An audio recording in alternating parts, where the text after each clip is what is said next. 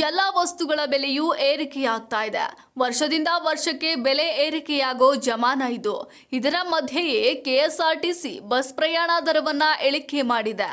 ಈ ಮೂಲಕ ಬಸ್ ಪ್ರಯಾಣಿಕರಿಗೆ ಗುಡ್ ನ್ಯೂಸ್ ನೀಡಿದೆ. ಕರ್ನಾಟಕದಲ್ಲಿ ಕೆಎಸ್ಆರ್ಟಿಸಿ ಬಸ್ ಪ್ರಯಾಣಿಕರಿಗೆ ರಿಲೀಫ್ ಸಿಕ್ಕಿದ್ದು, ಕೆಎಸ್ಆರ್ಟಿಸಿ ಬಸ್ ಟಿಕೆಟ್ ದರ ಇಳಿಕೆಯಾಗಿದೆ.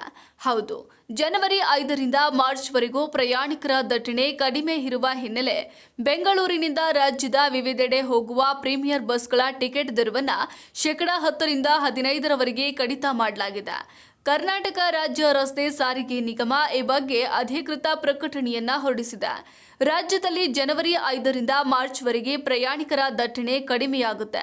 ಕ್ರಿಸ್ಮಸ್ ರಜೆ ಮುಗಿದಿದೆ, ಶಾಲಾ ಕಾಲೇಜುಗಳು ನಡೀತಾ ಇದೆ. ಶಾಲಾ ಕಾಲೇಜುಗಳಲ್ಲಿ ಮಾರ್ಚ್ ಏಪ್ರಿಲ್ ತಿಂಗಳಲ್ಲಿ ಪರೀಕ್ಷೆಗಳು ಇರುತ್ತೆ. ಹೀಗಾಗಿ ಪೋಷಕರು ಕೂಡ ಹೊರಗಡೆ ಪ್ರವಾಸಕ್ಕೆ ಮಕ್ಕಳನ್ನ ಕರೆದೊಯ್ಯಲ್ಲ. ಬಸ್ ಸೀಟ್ಗಳು ಕೂಡ ಖಾಲಿ ಇರುತ್ತೆ.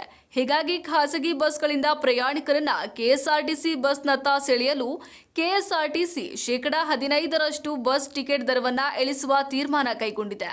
ಬೆಂಗಳೂರಿನಿಂದ ರಾಜ್ಯದ ವಿವಿಧ ಸ್ಥಳಗಳಿಗೆ ಹಾಗೂ ಅಂತರ ರಾಜ್ಯಕ್ಕೆ ತೆರಳುವ ಪ್ರೀಮಿಯರ್ ಬಸ್ಗಳ ಟಿಕೆಟ್ ದರವನ್ನ 10% 15% ಕಡಿಮೆ ಮಾಡಿದೆ.